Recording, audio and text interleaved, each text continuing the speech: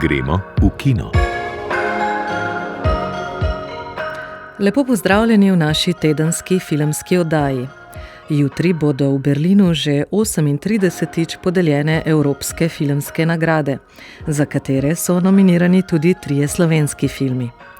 Ob tej priložnosti v oddaji Gremo v kino gostimo direktorico Slovenskega filmskega centra Natašo Bučar, v oddaji pa se posvečamo tudi prav posebni retrospektivi slovenskih filmskih ustvarjalk na Tržaškem filmskem festivalu. Posvečamo se tudi izidu filmske monografije o Borisu Juhu ter ocenjujemo film Glas Hind Rajab tunizijske režiserke Kauter Ben Hanija. Vabljeni v našo družbo.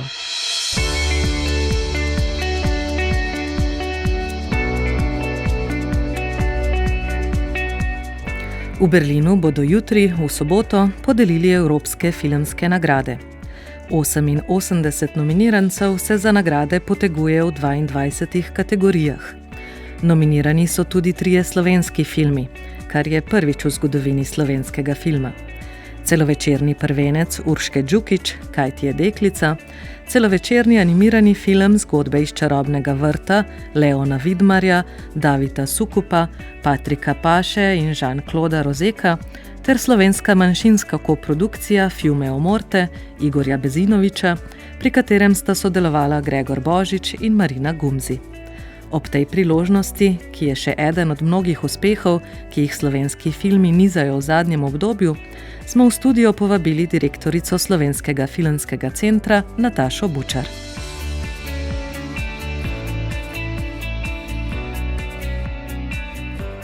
Leto 2025 je bilo za slovenski film izjemno uspešno.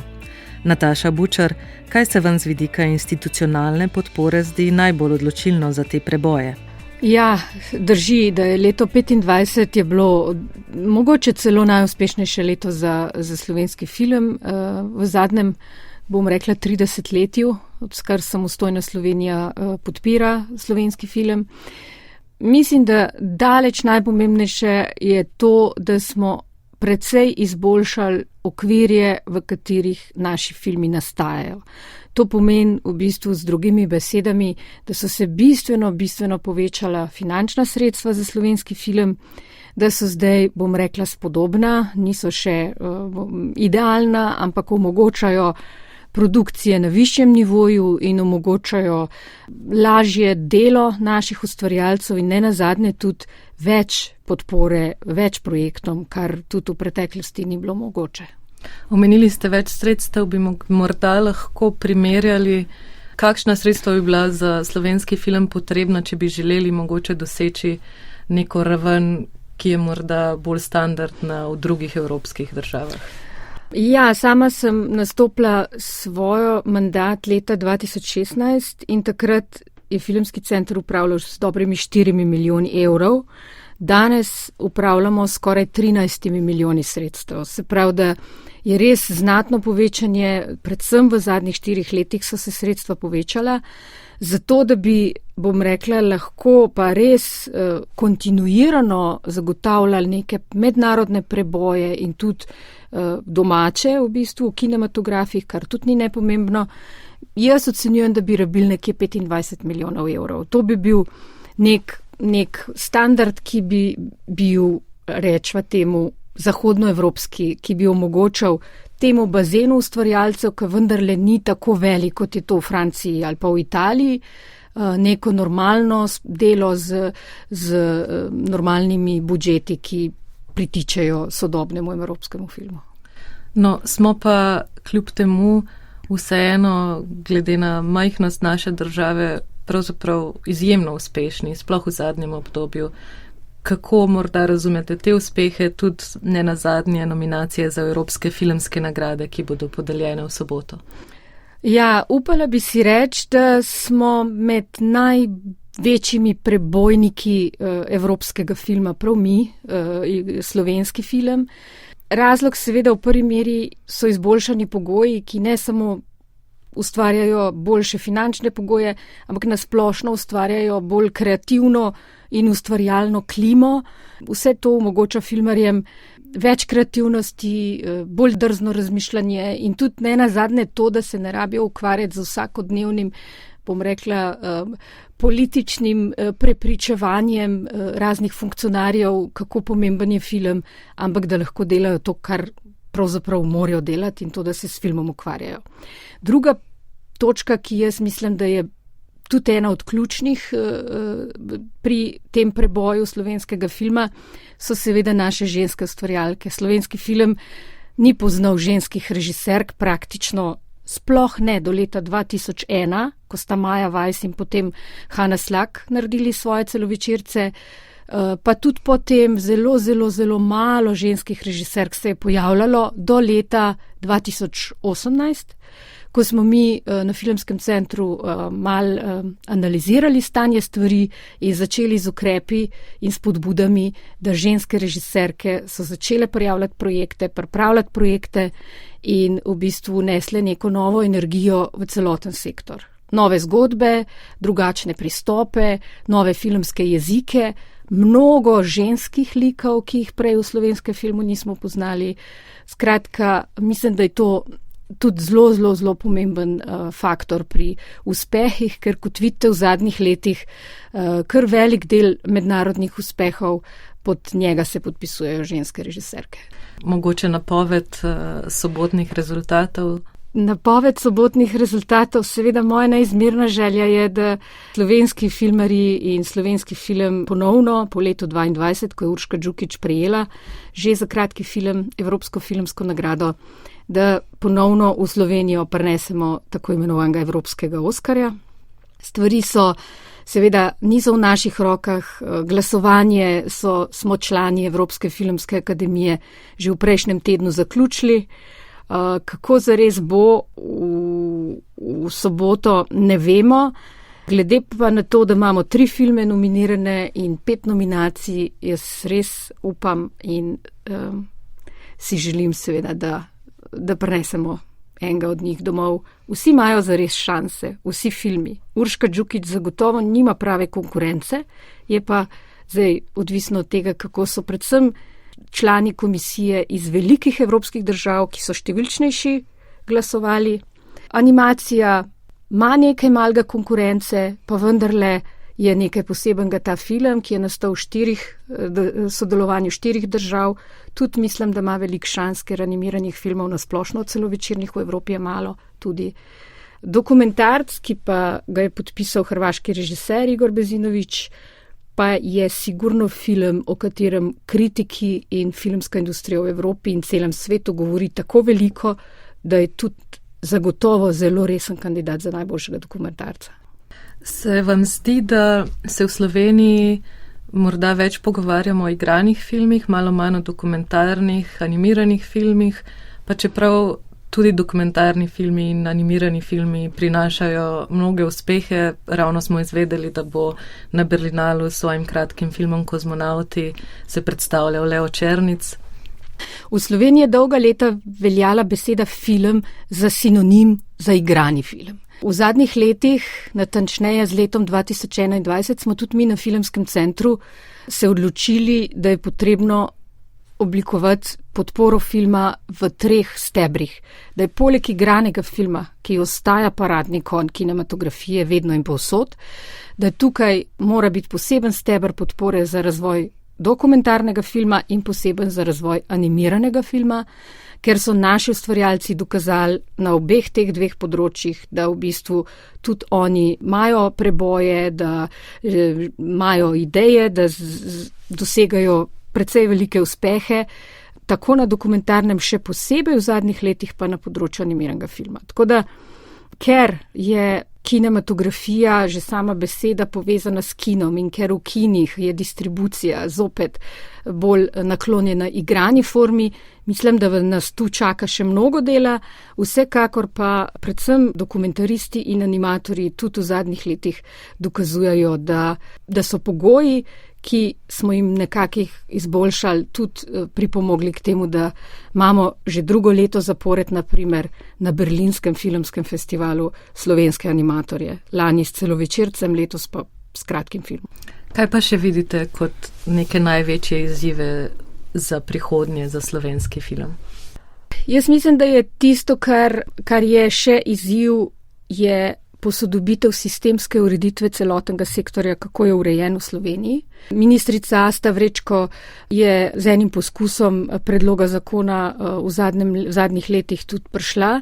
Ta zakon seveda ni doživel luči sveta, ampak imel pa je nekatere rešitve, ki so nakazovale to, kar jaz mislim, da se mora zgoditi v prihodnje. Torej, zdaj imamo neka spodobna finančna sredstva, imamo precej večji bazen ustvarjalk in ustvarjalcev, nimamo pa še, bom rekla, stabilne sistemske ureditve. To pomeni, da še vedno so inštitucije smo zelo razpršene, 4 zelo majhne inštitucije nacionalne podpiramo film, ki je nesmiselno, ki bi lahko bila ena sama, ki bi bila močnejša in bolj učinkovita. Pa ne sem to, tudi seveda na nek način sistem, kako se projekte izbira, je potrebno posodobiti, celotno sistemsko ureditev. Se pravi, zdaj resursi nekje so, mislim pa, da je naslednji korak sistemska ureditev, to pomeni prenova zakonodaje. Se vam zdi, da se v Sloveniji morda več pogovarjamo o igranih filmih, malo manj o dokumentarnih, animiranih filmih, pa čeprav tudi dokumentarni filmi in animirani filmi prinašajo mnoge uspehe. Ravno smo izvedeli, da bo na Berlinalu s svojim kratkim filmom Kozmonauti se predstavljal Leo Černic. V Sloveniji je dolga leta veljala beseda film za sinonim za igrani film. V zadnjih letih, natančneje z letom 2021, smo tudi mi na Filmskem centru se odločili, da je potrebno oblikovati podporo filma v 3 stebrih. Da je poleg igranega filma, ki ostaja paradni konj kinematografije vedno in povsod, da tukaj mora biti poseben steber podpore za razvoj dokumentarnega filma in poseben za razvoj animiranega filma, ker so naši ustvarjalci dokazali na obeh teh 2 področjih, da v bistvu tudi oni imajo preboje, da imajo ideje, da dosegajo precej velike uspehe, tako na dokumentarnem še posebej v zadnjih letih, pa na področju animiranega filma. Tako da, ker je kinematografija, že sama beseda povezana s kinom in ker v kinih je distribucija zopet bolj naklonjena igrani formi, mislim, da nas tu čaka še mnogo dela, vsekakor pa predvsem dokumentaristi in animatorji tudi v zadnjih letih dokazujejo, da so pogoji, ki smo jim nekako izboljšali, tudi pripomogli k temu, da imamo že drugo leto zapored, naprimer na Berlinskem filmskem festivalu slovenske animatorje. Lani s celovečercem, letos pa s kratkim filmom. Mogoče še na kratko, kaj leto 2026 prinaša v slovenskem filmu, česa se morda vi osebno kot direktorica Slovenskega filmskega centra najbolj veselite, kaj pričakujete? Ja, leto 26 bo težko, bom rekla, nadaljevalo trend leta 25, ker so zelo visoki standardi bili postavljeni. Se pa veselim zelo velikega števila slovenskih celovečercev, ki prihajajo, kar 12 je že končanih, kateri bojo zdaj letos šli v kine in kako se bojo uspeli plasirati, ne vemo. Skratka, predvsem velikega števila filmov, kar je verjetno tudi nekaj novega. Veselim se tega, da smo se lotili oziroma se lotevamo vzpostavitve etičnih standardov za naš sektor, audiovizualni sektor, ki tudi lahko pomembno prispeva k predvsem izboljšanim pogojem za delo. Neki idej imamo, delali bomo prve raziskave o tem, kakšno je stanje na področju računalniških iger, ki so nekaj novega na področju AV. Obiskal nas bo bord Evropske filmske akademije. V bistvu, če pa povzamem, se pa verjetno najbolj veselim festivala slovenskega filma, ki bo oktobra, zato ker prihaja res ena bogata bera filmov, ki so že nastali in mislim, da bo lahko ta praznik slovenskega filma, ki bo letos med 13. in 18. oktobrom v Portorožu res en lep splet vsega, kar je nastalo in kar bo še nastalo do takrat. Najlepša hvala za pogovor. Hvala.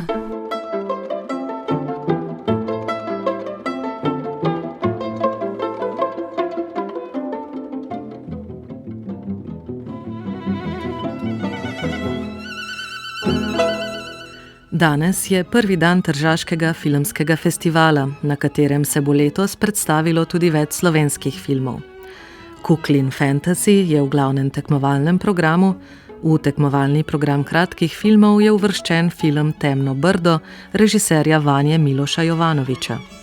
V rubriki Izven okvirjev bosta prikazana dva slovenska filma: Zemljo krast režiserja Žiga Virca in manjšinska koprodukcija Veter govori mi režiserja Stefana Đorđevića.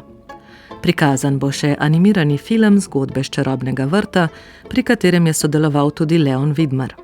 Poleg tega je program Divje vrtnice, ki ga že nekaj let namenjajo ženskim režiserkam iz regije, letos posvečen slovenskim režiserkam. Ta bo v Tržaškem teatru Mjela potekal med 17. in 19. januarjem, festival v celoti pa traja od danes do 24. januarja. S kuratorko programa Nerino T. Kocijančič se je pogovarjala Tesa Drev-Juh. Nerina T. Kocijančič, na Tržaškem filmskem festivalu imajo že nekaj let rubriko Divje vrtnice, ki je posvečena evropskim režiserkam. Letos je fokus na slovenskih režiserkah, vi ste kurirali ta program. Kako ste se tega lotili, kaj je bilo vaše vodilo? Moje vodilo je bilo, da začnemo na začetku, se pravi pri prvih dveh filmih ženskih režiserk, ki sta nastali po osamosvojitvi. 2002, se pravi prva je bila Maja Vajs, takoj za njo Hanna Slak, kar je bilo, moram reči, zelo pozno. Sicer v uvodu v katalog napišem, da prva ženska režiserka bi morala svoj film posneti že leta 1986, to je bila Polona Sepe. Film je bil Desovila, film za otroke, ki pa po enem tednu snemanja so snemanje takrat zaustavili. In v bistvu, glede tudi potem na informacije, ki sem jih imela, je bilo takrat prezgodaj, da bi ženska lahko vstopila v slovenski film. Verjetno tudi povezano z denarjem, kajti takrat ga je bilo bistveno več kot kasneje, kajti vedno vemo, ko je feminizacija poklica, takrat ženske lahko vstopijo in to je ponavadi manj denarja, ampak vsekakor je odlično, da so vstopile, ne glede na to, kajti prinesle so nove ideje, nove poglede, predvsem filmi iz zadnjih let. Tako da v bistvu imamo ta začetek z Majo Vajs in Hanno Slak in potem ta veliki prodor zadnjih let od leta 2018 do danes, ko res imamo ženski pogled tudi v slovenskem filmu.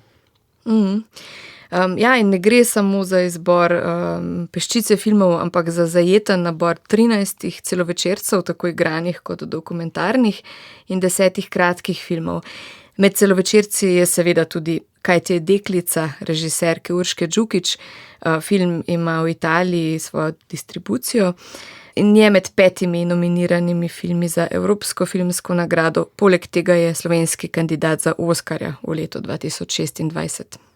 Ja, ravno jutri, ko se začne Divje vrtnice v Trstu, bo tudi podelitev v Berlinu in držimo pesti, da bi Urška Đukić dobila to nagrado. Se pravi, to je nagrada za Discovery Fipresci, nagrada za najboljši evropski prvenec.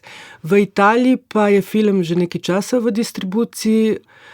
To vsekakor je pomembno, da filmi ne grejo zgolj na festivale, ampak da so tudi na voljo v kinematografih.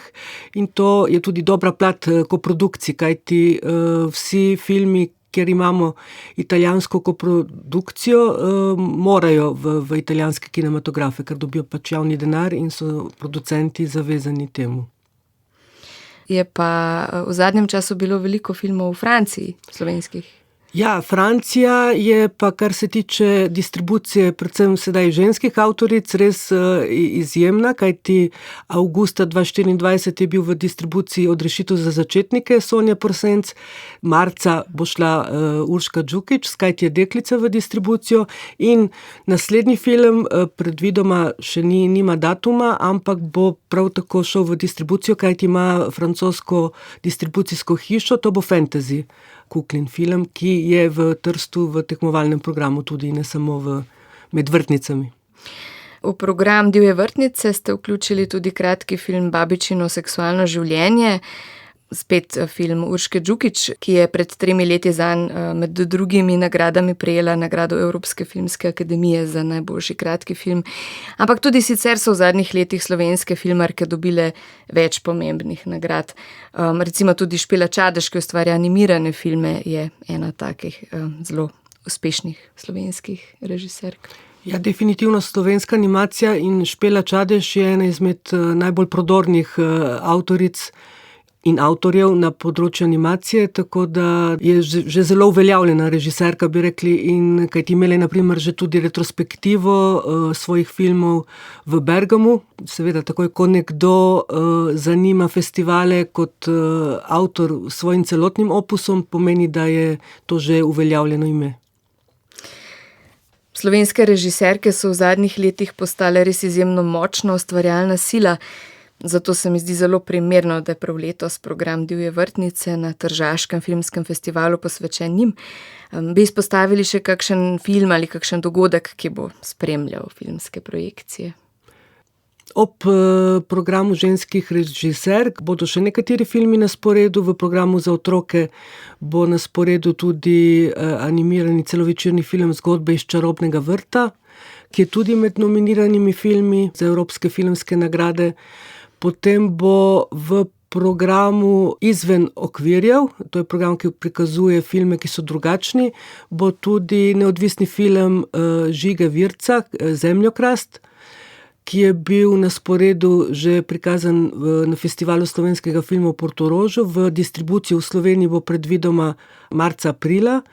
In to je prav zanimivo, tu lahko izpostavim, da je to prvi slovenski film, ki je nastal v neodvisni produkciji, se pravi brez podpore Slovenskega filmskega centra, da je zanimiv tudi na festivalih v tujini, ker je bil že predvajan v Cottbusu in zdaj bo v Trstu, tako da se mi zdi taka zanimiva novica, no? Ker prej so bili vsi neodvisni filmi, so bili ponavadi žanrsko orientirani in seveda žanri, sploh če niso neke zelo visoke kakovosti, festivalov ne zanimajo. No? In to je pač film, ki je zelo nastal v skromnih pogojih, ampak je imel zelo dobro idejo. No? Tako da to. Nerina Kocijančič, hvala za tale pogovor. Torej, letos bo na Tržaškem filmskem festivalu res veliko slovenskih filmov, predvsem pa režiserk. Tako je, tega se vsi veselimo.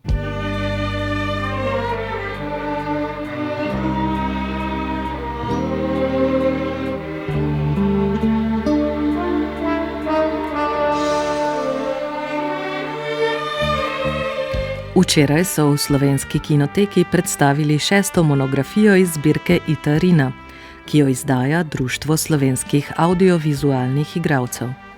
Zbirko v društvu ohranjajo in slavijo izjemne stvaritve slovenskih igralk in igralcev. Od leta 2021 so se zvrstile monografije Iva Barišiča, Silve Čušin, Špele Rozin, Borisa Kavace in Ivanke Mežan. Nova je posvečena Borisu Juhu. Njegovo filmsko ustvarjanje je zajel filmski kritik in esejist Zdenko Vrdlovec. Prispevek Sanja Rejc. Društvo slovenskih audiovizualnih igralcev z zbirko Ita Rina beleži zgodovino slovenske filmske ustvarjalnosti. Monografije, ki izhajajo v zbirki, so posvečene prejemnicam in prejemnikom društvene igralske nagrade Ita Rina za življenjsko delo. Lani sta jo prejela Milena Zupančič in Boris Juh. Slednjemu so namenili tudi novo monografijo. Igralec, ki je lani praznoval 90 let, je v svoji dolgi karieri oblikoval več kot 30 junakov v celovečernih in kratkih filmih, televizijskih dramah in nadaljevankah. Njegov kinematografski opus, ki obsega 19 filmov, je v knjigi zajel Zdenko Vrdlovec. Tukaj gre za filmsko monografijo, kar pomeni, da sem se omejil samo na njegove kinematografske filme, nisem pa zajel njegovega dela na televiziji. Ta njegov opus, filmski opus, obsega 19 celovečernih filmov, tam od leta 1972 pa zadnji film, v katerem je igral Bokuš iz leta 2000, se pravi skoraj 30-letna filmska karijera. No, jaz sem šel čisto od filma do filma, ne. Skratka, sem analiziral, pa pisal njegove vloge od najmanjših do večjih in glavnih. Teh je okoli 7, teh večjih in glavnih. Te je odigral denimo v filmih Med strahom in dolžnostjo, Nasvidenje v naslednji vojni, Iskanja, Kristoforos. Avtor monografije je bil kot filmski kritik, kot pravi, soočen s težko nalogo, saj kritiki navadno več pozornosti kot igralcem namenijo režiserjem in njihovemu delu. Ob ponovnem ogledu filmov s posebno pozornostjo na igralcu in njegovi vlogi se lahko gledalcu razkrijejo tudi nove plasti filma. Sem bil malo zaskrbljen, kako bom se lotil te biografije, ker sploh nisem bil vajen, nisem pisati o igralcih. Nisem znal. Ne. Tako da za me je bilo tudi to neka taka izkušnja in se mi je tako, ko sem gledal filme, čeprav sem jih vse že večkrat videl, tudi, ko sem tudi jih pisal za zgodovino slovenskega filma, kako so film, če ga gledaš, z vidika vloge določenega igralca, ne, se ti tudi film celo malo drugače pokaže. Tako da je bila neka posebna izkušnja, za me čisto. Na vprašanje, ali bi se lotil še kake igralske monografije, pa Zdenko Vrdlovec pravi, da bi se raje posvetil pisanju o režiserjih. Na predstavitvi kinematografskega opusa Borisa Juha v Kinoteki se je z avtorjem pogovarjal režiser Slavko Hren. Večer pa je sklenila projekcija filma Iskanja Matjaža Klopčiča. Alo, طوارئ الهلال الأحمر رام الله الضفة الغربية عمر معك تفضل. انت شو اسم العيلة؟ شو اسمك الكامل؟ أنا عميرة الحمادة. هلا انت ومين كنتوا مع بعض؟ كنت أهلي.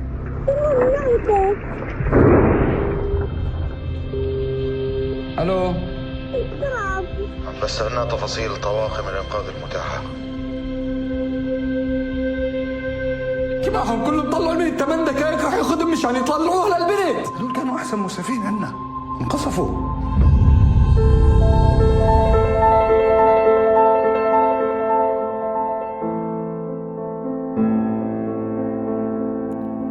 Na redni spored Kinodvora je ta teden prišel eden od najbolj pretresljivih filmov preteklega leta.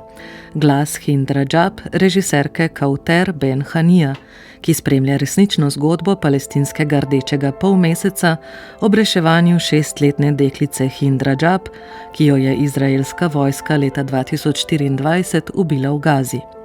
Film je bil premierno prikazan v glavnem tekmovalnem programu zadnjega beneškega filmskega festivala, kjer je osvojil veliko nagrado žirije. O filmu je premišljevala Vanja Gajič. Film tunizijsko-francoske produkcije nas popelje skoraj natanko 2 leti nazaj, do 29. januarja 2024, ko med izraelsko ofenzivo severnega dela Gaze v klicni center palestinskega rdečega polmeseca pokliče majhna deklica. Režiserka Kauter Ben Hanija je želela pri prikazu resničnih dogodkov tega dne obiti prikaze nasilja in grozot, ki jih vsakodnevno spremljamo prek medijev in družbenih omrežij. Tako med celotnim ogledom ostanemo v prostorih klicnega centra ter skupaj z osebami na platnu nemočno čakamo, upamo in poskušamo razločiti šumeče besede Hind Rajab. Z izpisovanjem izvornih imen datotek, posnetkov Hindinih klicev na pomoč, nas film ves čas opominja na resničnost, na kateri je osnovan. Seveda je največji in najbolj pretresljiv opomnik glas 6-letne deklice, ki ob napadu izraelske vojske več ur preživi v avtomobilu, polnim trupel njenih družinskih članov. A čeprav v filmu ves čas poslušamo dejanske posnetke dekličinih klicev, bi bilo vse preveč enostavno pozabiti, da gre za arhivsko gradivo. Da nam prepreči predolgo predajanje tej kognitivni disonanci, režiserka tudi nastope igralcev ponekod kombinira z izseki glasov resničnih oseb, ki jih ti upodabljajo. Proti koncu filma resničnost v film udre še bolj nazorno. V zadnjem obupanem poskusu pohitritve reševanja začnejo sodelavci klicnega centra dogajanje v pisarni v živo prenašati prek družbenih omrežij. Takrat na zaslonu telefona, ki jih snema, uzremo posnetke resnične ekipe, ki se je stegovala za rešilno bilko sočutja javnosti in njenega pritiska na odločevalce. Dokudrama Glas Hind Rajab deluje prej kot dokument, kot pa filmski izraz. Pri tem jasno sledi strukturi in prijemom drugih zahodnih filmov o tragičnih klicih v sili, kar si lahko razložimo s tem, da so med producenti filma zvezdniki kot sta Brad Pitt in Joaquin Phoenix. Kljub temu se zdi skoraj neokusno komentirati scenarij, zasnovo likov, igro ali režijske odločitve. Film doseže svoj glavni in morebiti tudi edini cilj. Občinstvu približa resničnost, ki se morda zdi nepredstavljiva, a bi nam morala biti do sedaj že dobro poznana. Tako gledalcem, ki od vsakdana v Gazi sicer odvračajo oči, razkrije dejanski ustroj genocida. Tistim od nas, ki smo zaradi svojih algoritmov za Hind izvedeli že pred slabima 2 letoma, pa uspe natančno izrisati frustrirajoče birokratske ovire, ki prebivalcem Gaze in Zahodnega brega pod krinko diplomatskega posredovanja odrekajo tudi redke preostale drobce suverenosti in vzvode za samoohranitev. Ob genocidu, ki ne glede na vse še kar traja in kljub uporu javnosti le pridobiva mesto na seznamu zločinov proti človeštvu, ki se trenutno odvijajo po svetu, je Glas Hind Rajab prav zares film našega časa.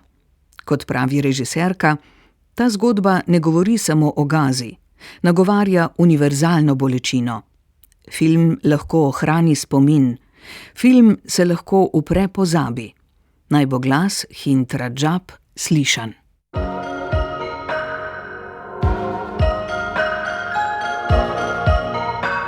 To je bila oddaja Gremo v kino. Čaka vas v vaši aplikaciji za podcaste in na spletnih straneh Radia Slovenija. Pripravili smo jo Tina Ogrin, Tesa Drev-Juh, Sanja Rejc, Eva Marušič-Longika, Dajan Kaloper, Mirta Berlan in Petra Meterc. Vabljeni k poslušanju naše filmske oddaje spet prihodnji teden. Lep pozdrav in srečno!